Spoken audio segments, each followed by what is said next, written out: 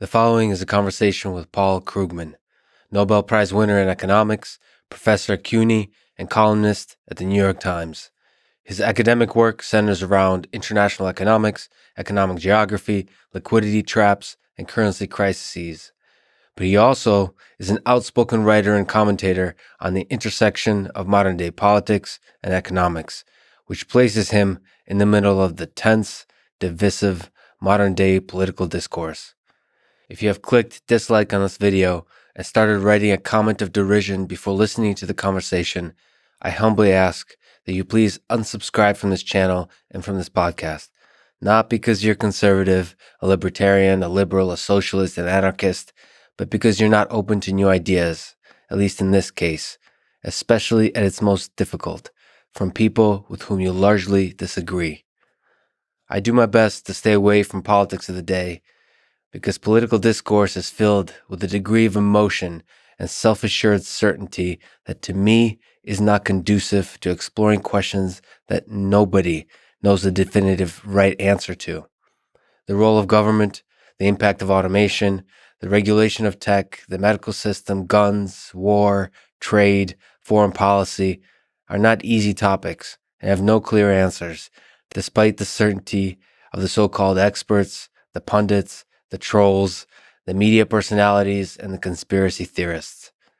Please listen, empathize, and allow yourself to explore ideas with curiosity and without judgment and without derision. I will speak with many more economists and political thinkers, trying to stay away from the political battles of the day and instead look at the long arc of history and the lessons it reveals. In this, I appreciate your patience and support. This is the Artificial Intelligence Podcast. If you enjoy it, subscribe on YouTube, give it 5 stars on Apple Podcast, follow on Spotify, support it on Patreon, or simply connect with me on Twitter at Lex Fridman, spelled Fridman. I recently started doing ads at the end of the introduction. I'll do 1 or 2 minutes after introducing the episode and never any ads in the middle that can break the flow of the conversation. I hope that works for you and doesn't hurt the listening experience. This show is presented by Cash App, the #1 finance app in the App Store. Cash App lets you send money to friends, buy Bitcoin, and invest in the stock market with fractional share trading, allowing you to buy $1 worth of a stock no matter what the stock price is. Brokerage services are provided by Cash App Investing, a subsidiary of Square and member SIPC. Get Cash App from the App Store and Google Play and use the code LEXPODCAST. You'll get $10, and Cash App will also donate $10 to FIRST, one of my favorite organizations that is helping to advance robotics and STEM education for young people around the world. Since Cash App does fractional share trading, let me say that to me, it's a fascinating concept. The order execution algorithm that works behind the scenes to create the abstraction of fractional orders for the investor is an algorithmic marvel. So big props to the Cash App engineers for that. I like it when tech teams solve complicated problems to provide, in the end, a simple, effortless interface that abstracts away all the details of the underlying algorithm. And now, here's my conversation with Paul Krugman. What does a perfect world, a utopia, from an economics perspective look like? Wow, I don't believe in perfection. I mean, somebody once said that his ideal was slightly imaginary Sweden. I like an economy that has a really high safety net for people, good environmental regulation, and not something that's kind of like some of the better run countries in the world, but with fixing all of the smaller things that are wrong with them. What about wealth distribution? Well, obviously, total equality is neither possible nor, I think, especially desirable. But I think you want one where nobody is hurting, and where everybody lives in the same material universe. Everybody is basically living in the same society. So no, I think it's a bad thing to have people who are so wealthy that they're really not in the same world as the rest of us. What about competition? Do you see the value of competition and what may be its limits?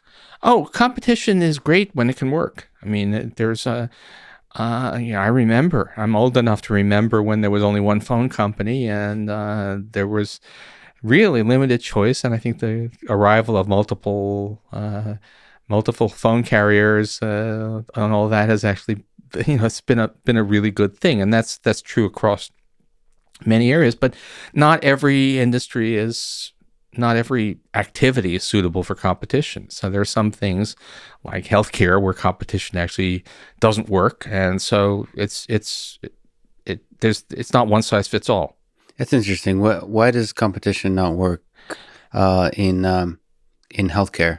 Oh, there's a long list. I mean, there's a famous paper by Kenneth Arrow from 1963, which still holds up very well, where he kind of runs down the list of things you need for competition to work well.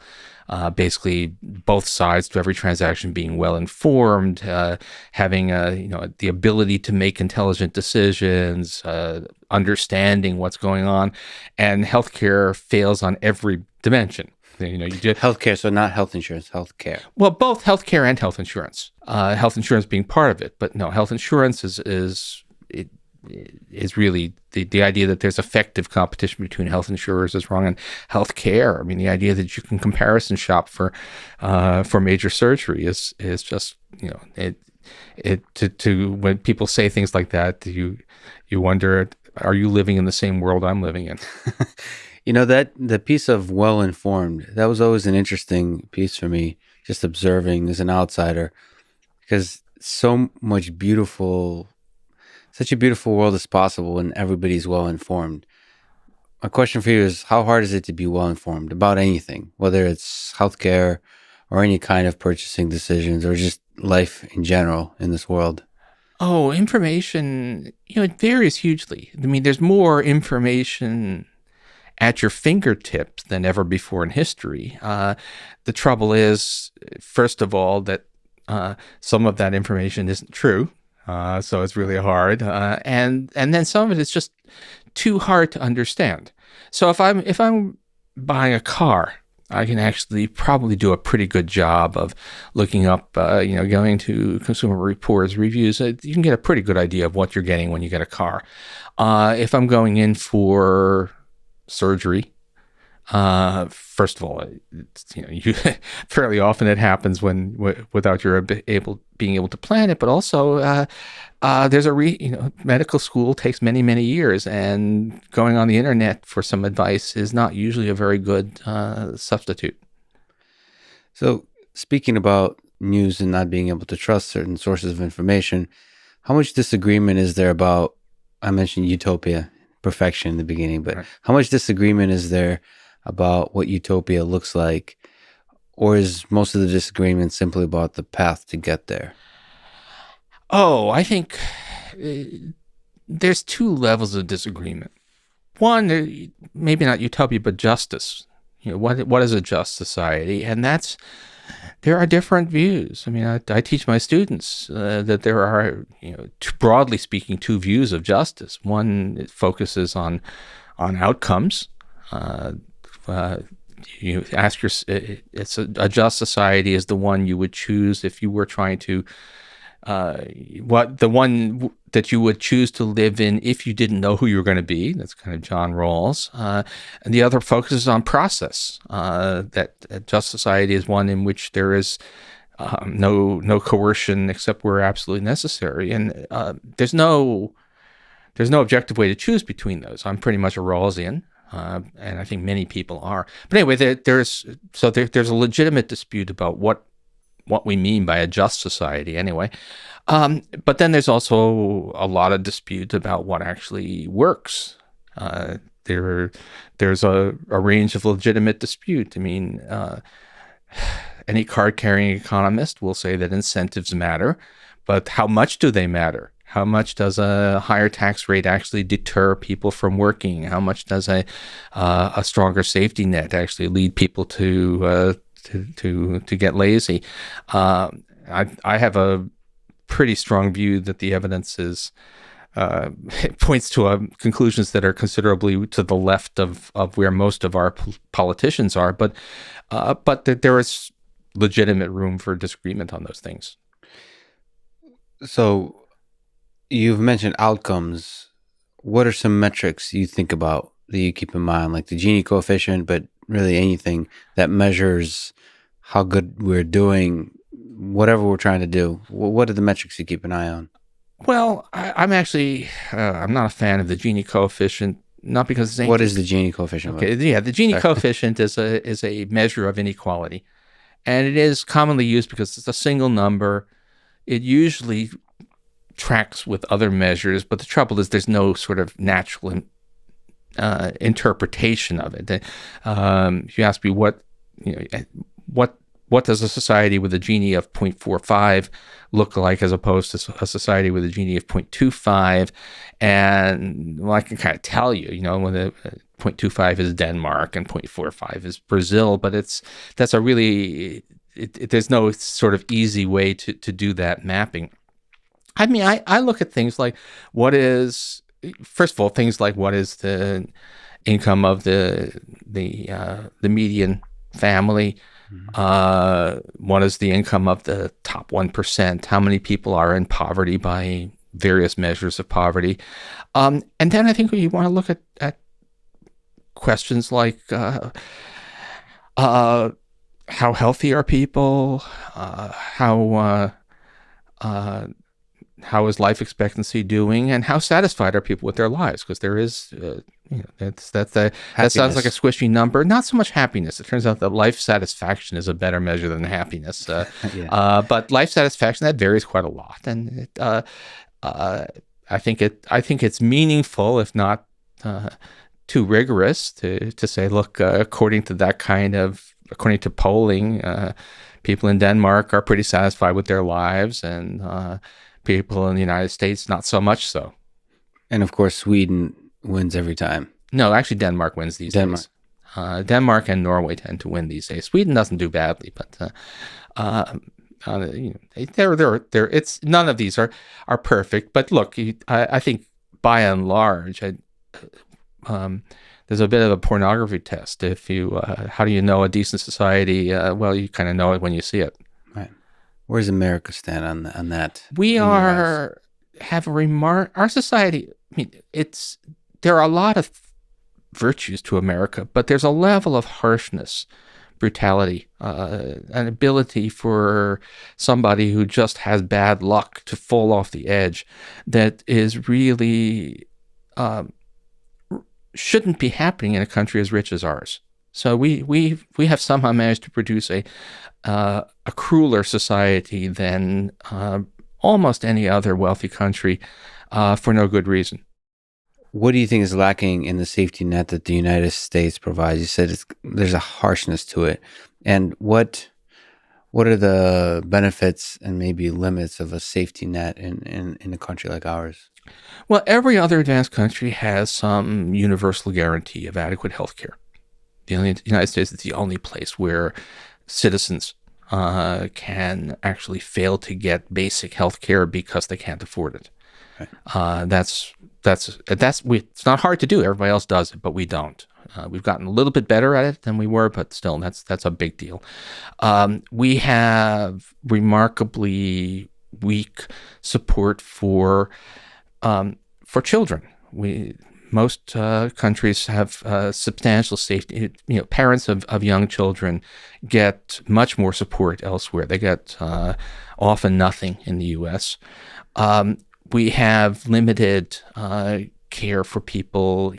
Long-term care for the elderly is a very hit and miss thing. But I think that the really big issues are that we don't take care of children who make the mistake of having the wrong parents, and we don't take care of people who make the mistake of getting sick. And those are things that a rich country should be doing.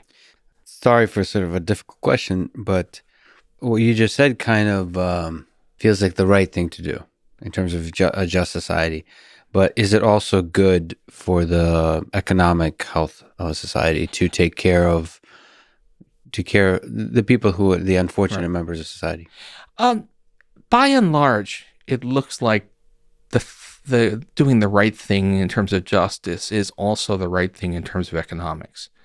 If we're talking about a society that has extremely high tax rates that deter, remove all incentives to provide a safety net that is so generous that why bother working or striving, that could be a problem. But I don't actually know any society that looks like that. Even in European countries with very generous safety nets, people work and innovate and do all of these things. And there's a lot of evidence now that lacking those basics is actually destructive. That children who grow up without adequate health care, without adequate nutrition, are developmentally challenged. They don't live up to their potential as adults. So the United States actually probably pays a price. We're harsh, we're cruel, and we actually make ourselves poorer by as a society, not just the individuals, by being so harsh and cruel. Okay, so Invisible Hand, Smith, where does that fit in? The power of just people acting selfishly and somehow everything taking care of itself to where, the economy grows, there's no cruelty, no injustice, that the markets regulate themselves. What is there power to that idea, and what are its limits? There's a lot of power to that. I mean, there's a reason why I don't think sensible people want the government running steel mills, or they want the government to own the farms, right? The markets are a pretty effective way of getting incentives aligned, of inducing people to do stuff that works. And the invisible hand is saying that, farmers aren't growing crops because they want to feed people. They're growing crops because they can make money by it, but it actually turns out to be a pretty good way of getting agricultural products grown. So the invisible hand is an important part, but it's not. There's nothing mystical about it. It's a mechanism. It's a way to organize economic activity, which works well given a bunch of preconditions, which means that it actually works well for agriculture. It works well for manufacturing. It works well for many services. It doesn't work well for healthcare. It doesn't work well for education. So having a society which is kind of 3/4 invisible hand and 1/4 visible hand seems to be something on that order seems to be the balance that works best. You just don't want to. You don't want to romanticize or make something mystical out of it. It's just this is one way to organize stuff that happens to have broad but not universal application. So then, forgive me for romanticizing it, but it does seem pretty magical. That that I kind of have an intuitive understanding of what happens when you have like 5, 10, maybe even 100 people together. The dynamics of that, but the fact that these large society of people, for the most part, acting in a self-interested way and maybe electing representatives for themselves, that it all kind of seems to work. Oh, sure. It's pretty magical. The fact that there's, that right now there's a wide assortment of fresh fruit and vegetables, in the local markets up and down the street. Who's planning that? And the answer is nobody. That's the invisible hand at work, and that's great. And that's a lesson that Adam Smith figured out more than 200 years ago, and it continues to apply. And but even Adam Smith has a section in his book about why it's important to regulate banks. So the invisible hand has its limits.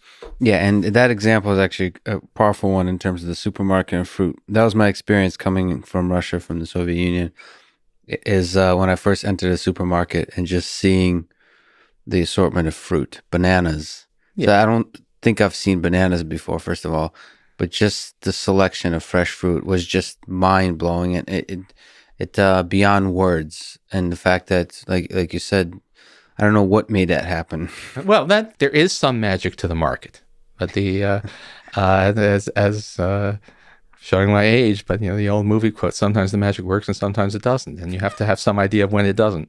So how do you get regulation right? What can government at its best do? Government, strangely enough, in this country today, seems to get a bad rap. Like everyone seems to, everybody's against the government. Yeah. Well, a lot of money has been spent on making people hate the government. But the reality is government does some things pretty well. I mean, government does health insurance pretty well. So much so, I mean, given our anti-government bias, it really is true that there are people out there saying, don't let the government get its hands on Medicare, right? So people actually love the government health insurance program far more than they love private health insurance. Basic education. It turns out that your local public high school is the right place to have students trained, and private certainly for-profit education is a by and large a nightmare of rip-offs and grift and people not getting what they thought they were paying for. It's a judgment case, and it's funny. There are things. I mean, everybody talks. Talks about the DMV as being, how do you want the economy? And actually, my experience is that the DMV have always been positive.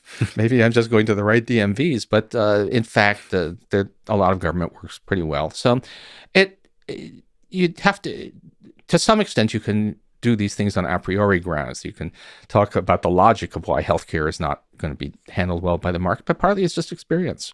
We tried, or at least some countries have tried, nationalizing their steel industries. That didn't go well. But we've tried privatizing education, and that didn't go well. So you find out what works. What about this new world of tech?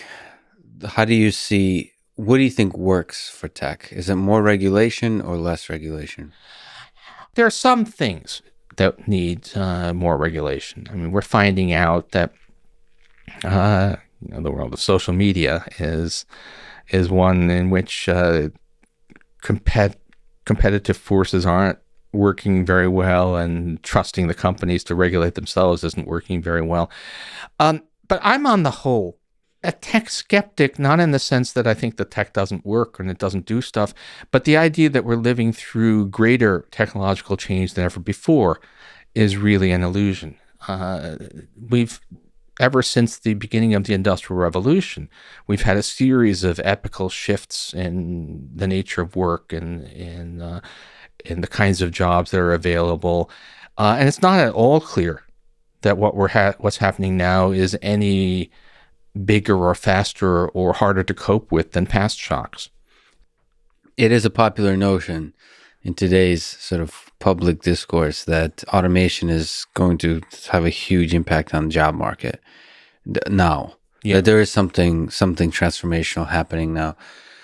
Can you talk about that? Maybe elaborate on a little bit more. Do you not see the software revolutions happening now with machine learning, availability of data, that kind of automation, being able to sort of process, clean, find patterns in data, and you don't see that disrupting any one sector to a point where there's a huge loss of jobs? There may be some things. I mean, actually, translators. There's really reduced demand for translators because machine translation ain't perfect, but it ain't bad.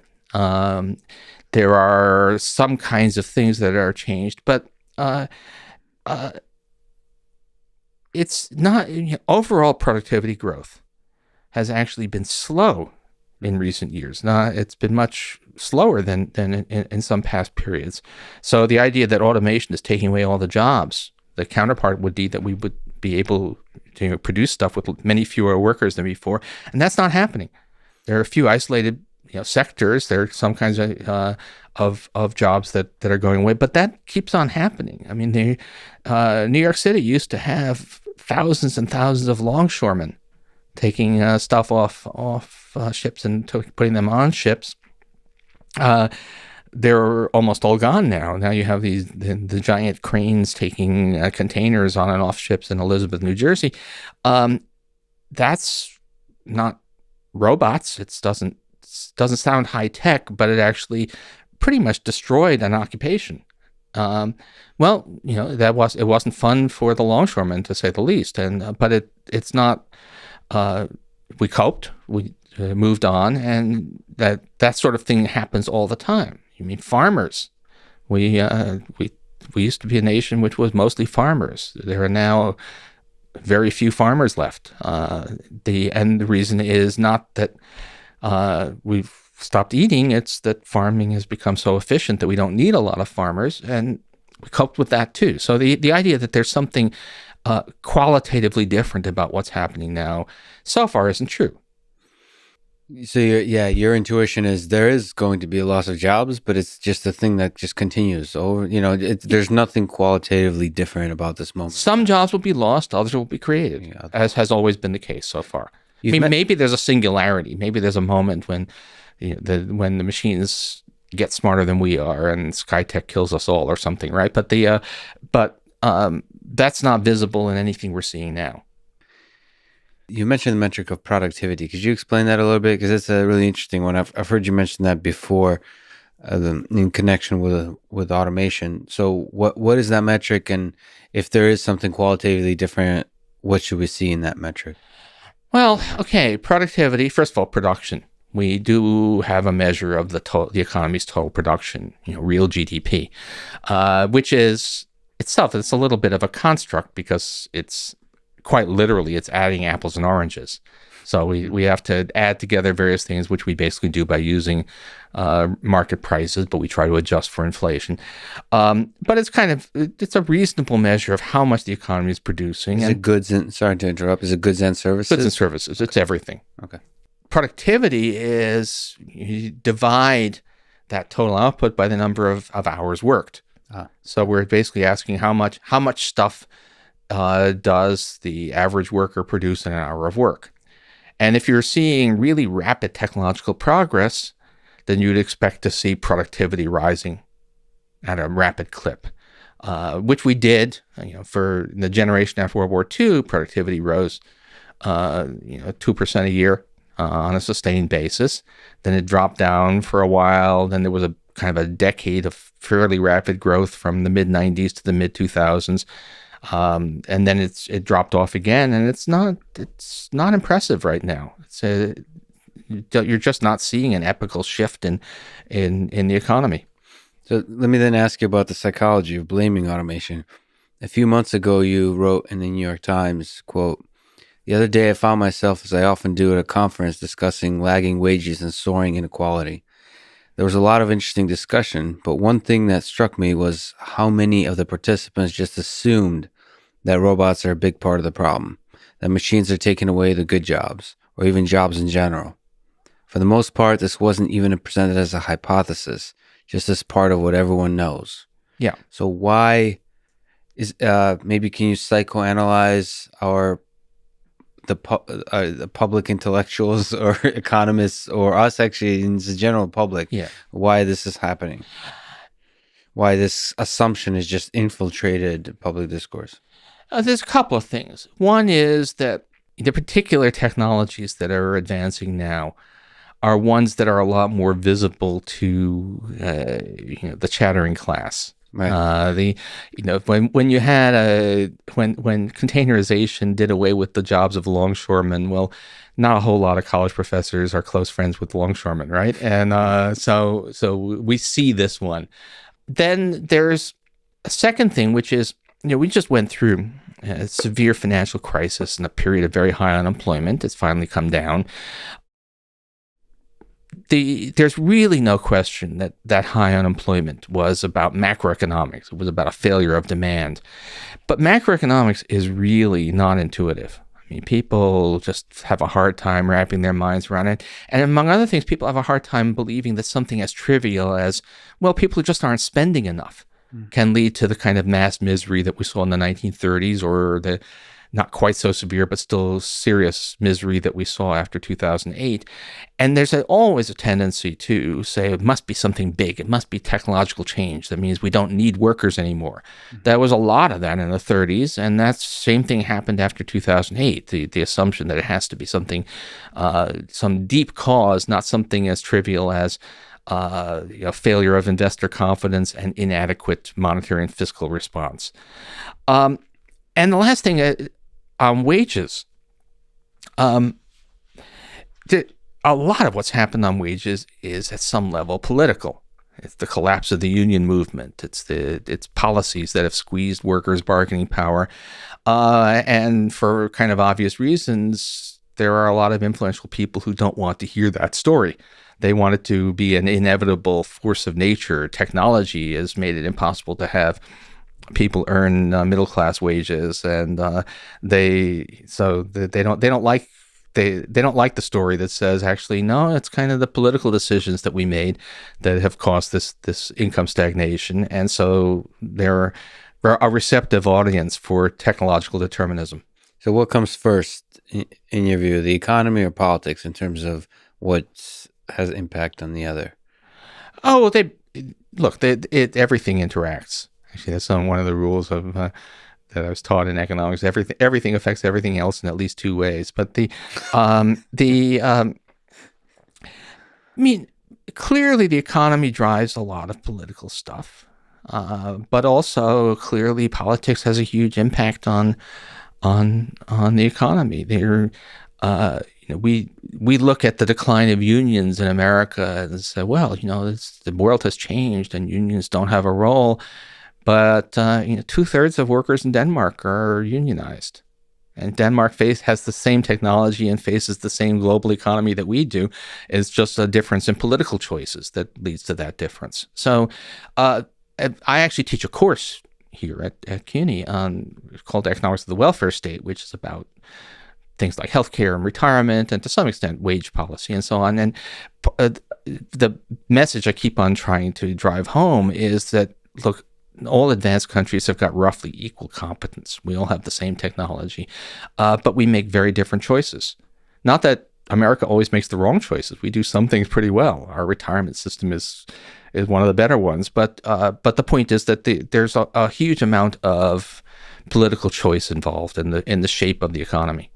So what is a welfare state? Welfare state is the old term but it basically refers to all the programs that are there to mitigate, if you like, the risks and injustices of the market economy. So in the U.S., the welfare state is Social Security, Medicare, Medicaid, minimum wages, food stamps. When you say welfare state, my first sort of feeling is a negative one.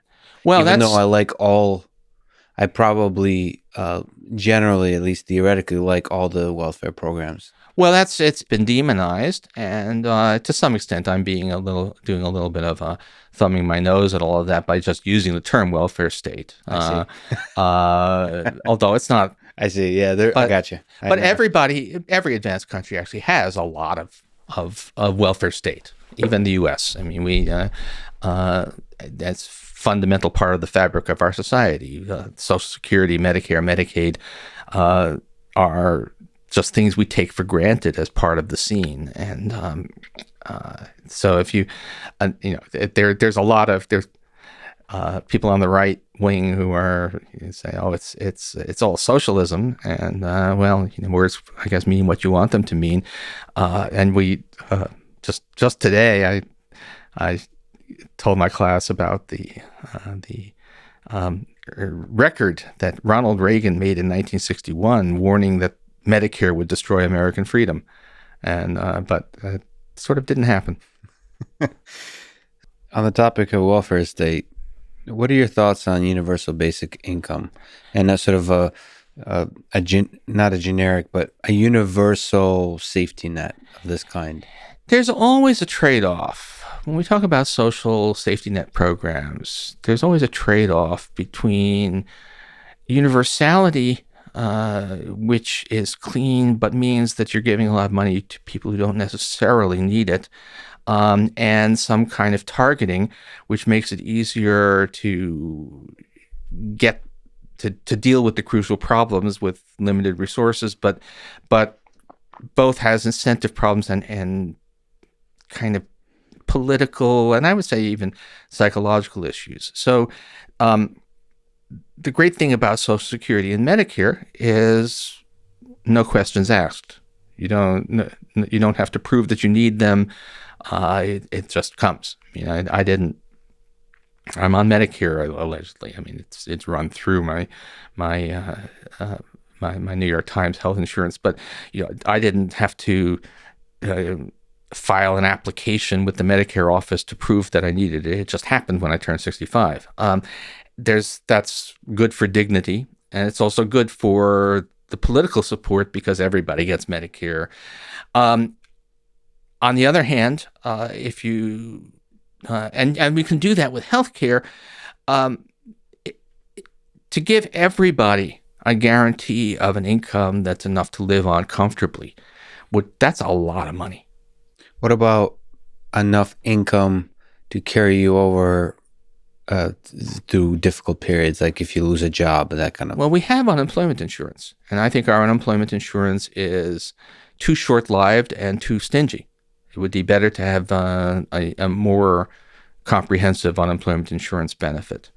But the trouble with something like universal basic income is that either the bar is set too low, so it's really not something you can live on, or it's an enormously expensive program. And so at this point, I think that we can do far better by building on the kinds of safety net programs we have. I mean, food stamps, earned income tax credit, we should have a lot more family support policies.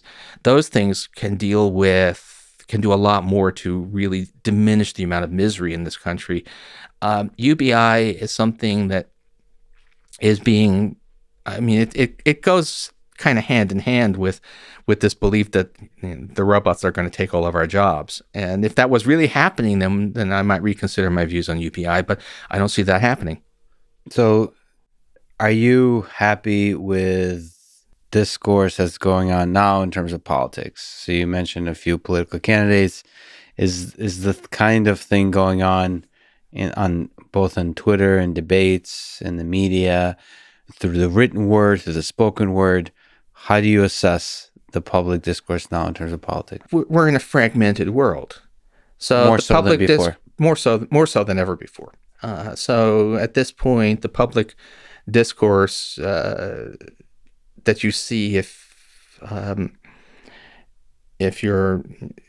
Fox News is your principal news source, is very different from the one you get if you read the New York Times. On the whole, my sense is that mainstream political reporting, policy reporting, is A, not too great, but B, better than it's ever been. Because when I first got into the pundit business, it was just awful. Lots of things just never got covered, and if things did get covered, it was always both sides. I mean, it's the line that comes back from me writing during the 2000 campaign was that if one of the candidates said that the Earth was flat, the headline would be "Views differ on shape of planet." I mean, it's that's less true. There's still a fair bit of that out there, but it's less true than there used to be, and there are more people writing on policy issues who actually understand them than ever before.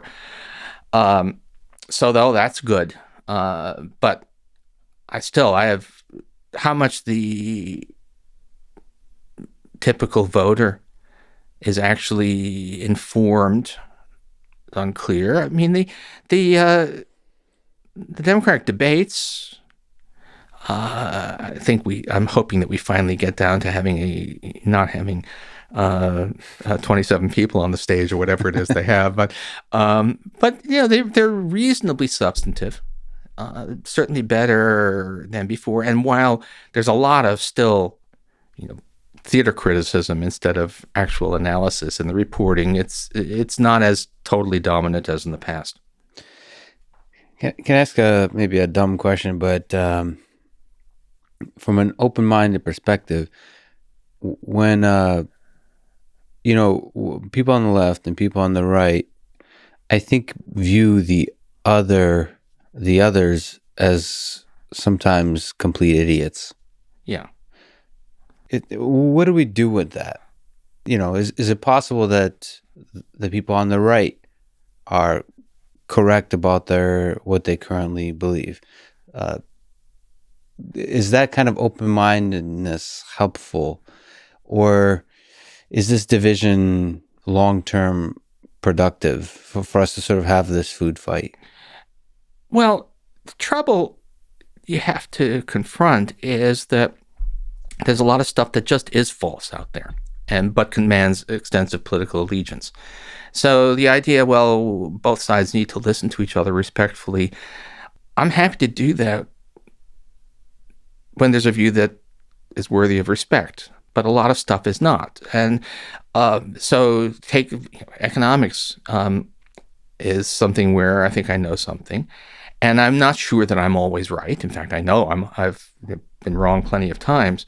But I think there is a difference between economic views that are within the realm of we can actually have an interesting discussion, and those that are just crank doctrines or things that are purely being disseminated because people are being paid to disseminate them. So there are plenty of good, serious center-right economists that I'm happy to talk to. None of those center-right economists has any role in the Trump administration.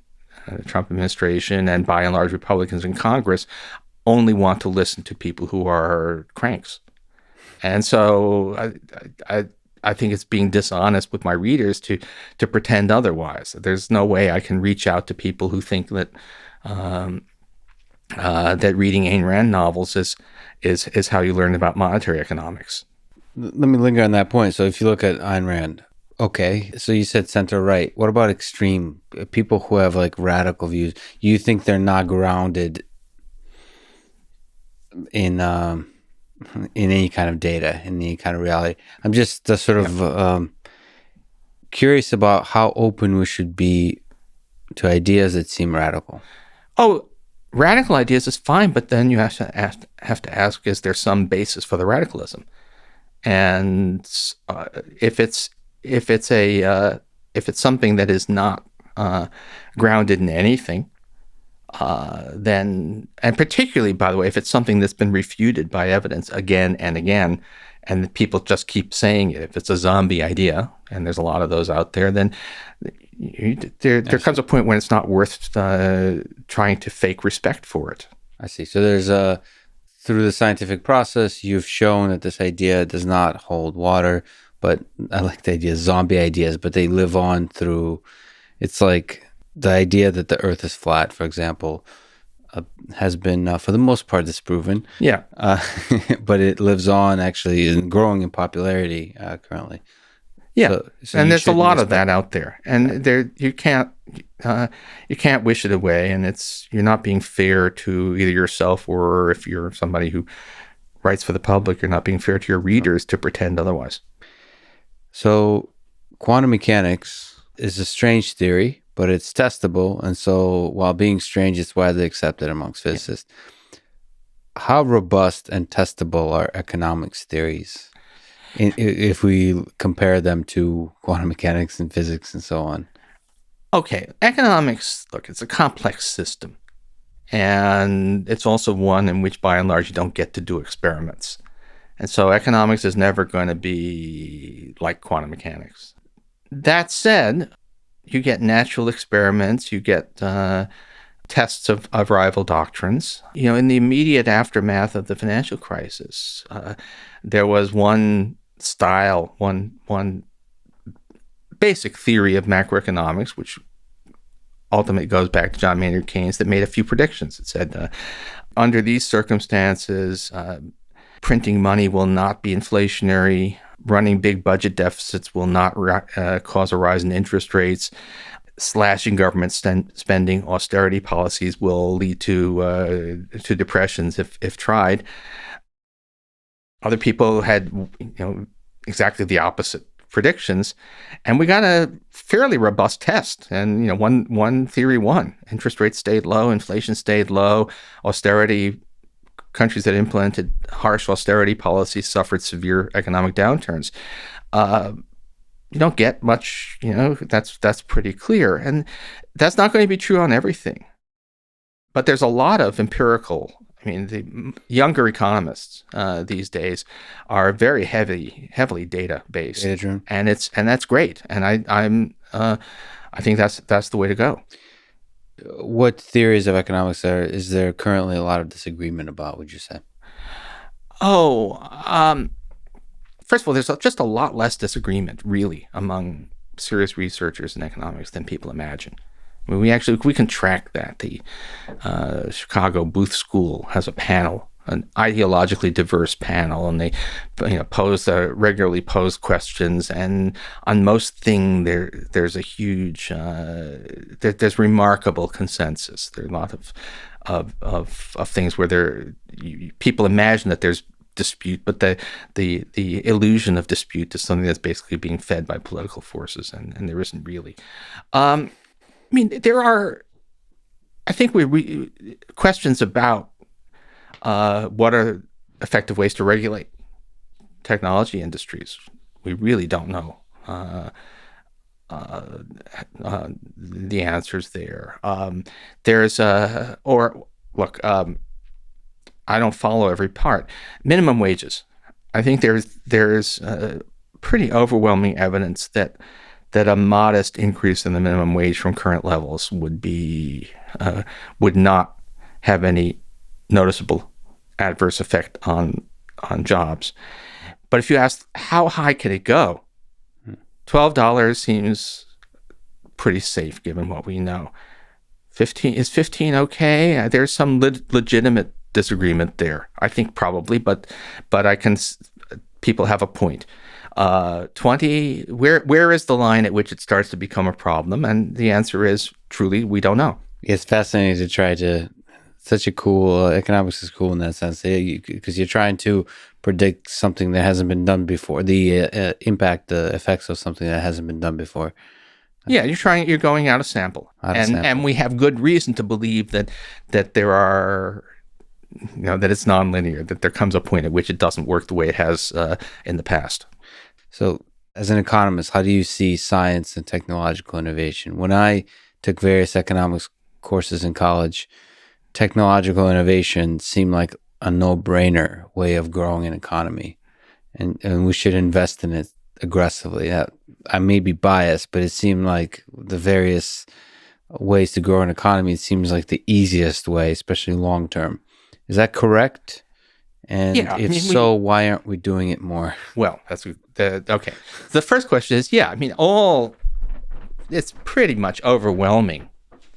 We think we can more or less measure this, although there are some assumptions involved. But it's something like 70 to 80% of the growth in per capita income is basically the advance of knowledge. It's not just the crude accumulation of capital. It is the fact that we get smarter. A lot of that, by the way, is more prosaic kinds of technology. So I like to talk about things like containerization, or in an earlier period the invention of the flat pack cardboard box. That had to be invented, and now all of your deliveries from Amazon are made possible by the existence of that technology. The web stuff is important too, but what would we do without cardboard boxes? So, but all of that stuff is really important in driving economic progress. Well, why don't we invest more? Why don't we invest more in again, more prosaic stuff? Why haven't we built another goddamn rail tunnel under the Hudson River, for which the need is so totally overwhelmingly obvious? How do you think about, first of all, I don't even know what the word prosaic means, but I inferred it. But how do you think about prosaic? Is it the really most basic, dumb technology innovation, or is it just like the lowest hanging fruit of where benefit can be gained? When I say prosaic, I mean stuff that is not sexy and fancy and high tech. It's building bridges and tunnels. Yeah. Inventing the cardboard box, or I don't know, where do we put Easy Pass in there, right? That's it is actually using some modern technology and all that, but you're not going to have. I don't think you're going to make a movie about the guy, whoever it was that invented Easy Pass, but it's actually a pretty significant productivity booster. To me, it always seemed like it's something that everybody should be able to agree on and just invest. So, like, in the same way, there's the investment in the military and the DoD is huge. Right. So everyone kind of, not everyone, but there's an agreement amongst people that somehow that a large defense is important. It always seemed to me like that should be shifted towards, if you want to grow prosperity of the nation, you should be investing in knowledge. Yes, prosaic stuff, investing in infrastructure and so on. I mean, sorry to linger on it, but do you have any intuition? Do you have a hope that changes? Do you have intuition why it's not changing? It's unclear. I have more than intuition. I have a theory. I'm reasonably certain that I understand why we don't do it, and it's because we have a real values dispute about the welfare state, about how much the government should do to help the unfortunate. And politicians believe, probably rightly, that there's a kind of halo effect that surrounds any kind of government intervention.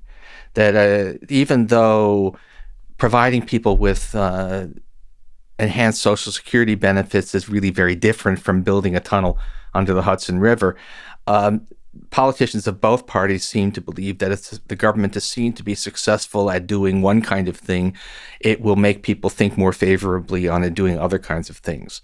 And so we have conservatives tend to be opposed to any kind of increase in government spending, except military, no matter how obviously a good idea it is, because they fear that it's the thin end of the wedge for bigger government in general.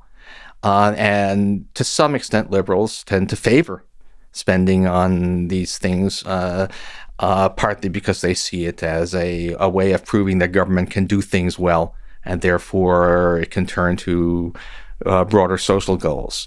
It's clearly there's a, if you like, the what you might have thought would be a technocratic discussion about government investment, both in research and in infrastructure, is contaminated by the fact that government is government and people link it to other government actions.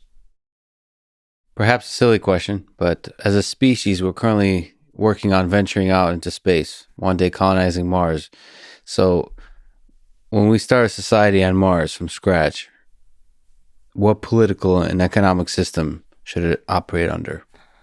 Oh, I'm a big believer in. First of all, I don't think we're actually going to do that, but let's imagine. Hypothesize that we colonize Mars or something. Look, representative democracy is versus pure democracy. Well, pure democracy where people vote directly on everything is really problematic because people don't have time to try and master every issue. I mean, we can see what government by referendum looks like. There's a lot of that in California, and it doesn't work so good because it's hard to explain to people that the various things they vote for may conflict. So representative democracy is it's got lots of problems, and it's kind of the Winston Churchill thing, right? It's the worst system we know except for all the others. But so sticking with the representative and basically the American system of regulation and markets and the economy we have going on is a pretty good one for Mars. If we start from scratch. If you're going to start from scratch, you wouldn't want a Senate where 16% of the population has half the seats. You probably would want one which is more representative than what we have. And the details, it's unclear. I mean,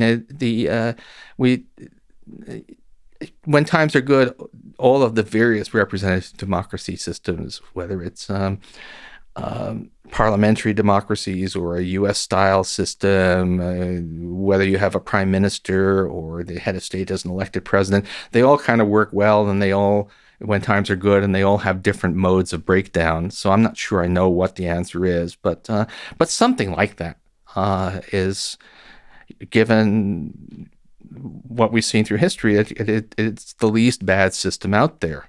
I mean, I don't know. I don't know if I'm a big fan of the TV series The Expanse, and it's kind of gratifying that out there it's the Martian Congressional Republic. Okay. In a brief sense, so amongst many things, you're also an expert at international trade. What do you make of the complexity? So I can understand trade between two people, say two neighboring farmers. It seems pretty straightforward to me. But international, when you start talking about nations and nations trading, it seems to be very complicated. So from a high level, why is it so complicated? What are all the different factors that weigh the objectives that need to be considered in international trade? And maybe feeding that into a question of, do you have concerns about the two giants right now of the U.S. and China, and the tension that's going on with the international trade there, with the trade war? Well, first of all, international trade is not really that different from trade among individuals. It's vastly more complex, and there are many more players. But in the end, the reasons why countries trade are pretty much the same as the reasons why individuals trade. Countries trade because they're different, and they can derive mutual advantage from concentrating on the things they do relatively well. And also there are economies of scale. You don't not individuals have to decide whether to be a surgeon or an accountant. It's probably not a good idea to try and be both. And countries benefit from specializing just because of the inherent advantages of specialization. And that's so. Now, the fact it's a big world, and we're talking about millions of products being traded, and in today's world, often trade involves many stages, so that made in China iPhone is actually assembled from components that are made all over the world, but it doesn't really change the fundamentals all that much. There's a recurrent, I mean, the dirty little secret of international trade conflict is that actually it's not, conflicts among countries are really not that important. Most trade is beneficial to both sides and to both countries, but it has big impacts on the distribution of income within countries.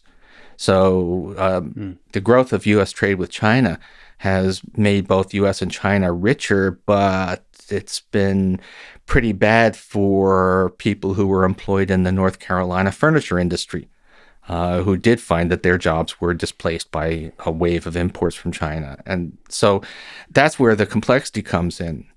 Not at all clear to me. I mean, we have some real problems with China, although they don't really involve trade so much as things like respect for intellectual property.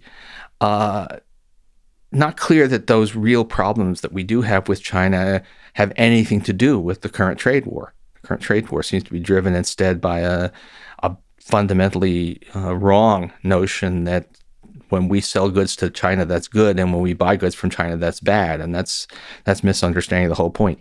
Is trade with China in both directions a good thing?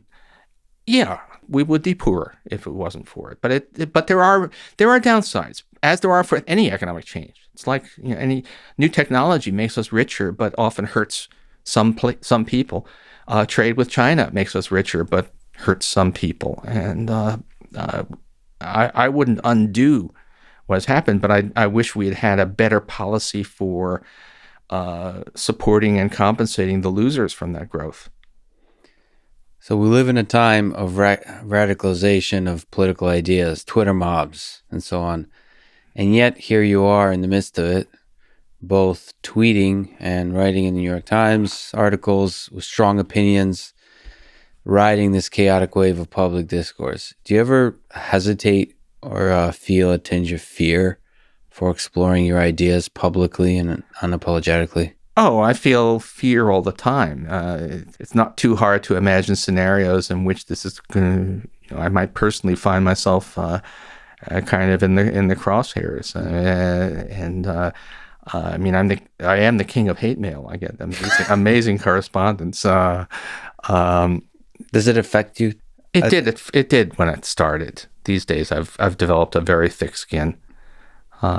So I know I don't usually get. In fact, if I don't get a wave of hate mail after a column, then I probably wasted that day. So what do you make of that as a person who's putting ideas out there? If you look at the history of ideas, the way it works is you write about ideas, you put them out there. But now when there's so much hate mail, so much division, what advice do you have for yourself and for others trying to have a discussion about ideas, difficult ideas? Well, I don't know about advice for others. I mean, if for most economists, just do your research. That's we can't all be public intellectuals, and we shouldn't try to be. And in fact, I'm glad that I didn't get into this business until I was until I was in my late 40s. I mean, this is it's probably best to spend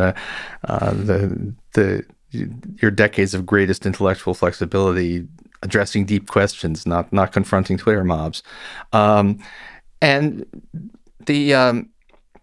as for the rest, when you're writing about stuff, it's sort of dance is like no one's watching, write like nobody's reading, right? Write what you think is right. Trying to make it comprehensible and persuasive, but don't let yourself get intimidated by the fact that some people are going to say nasty things. It's you can't do your job if you are worried about criticism. Well, I think I speak for a lot of people in saying that I hope that you keep dancing like nobody's watching on Twitter and New York Times and books. So, Paul, it's been an honor. Thank you so much for talking today. Okay, great. Thanks for listening to this conversation with Paul Krugman, and thank you to our presenting sponsor, Cash App. Download it and use code LEXPODCAST.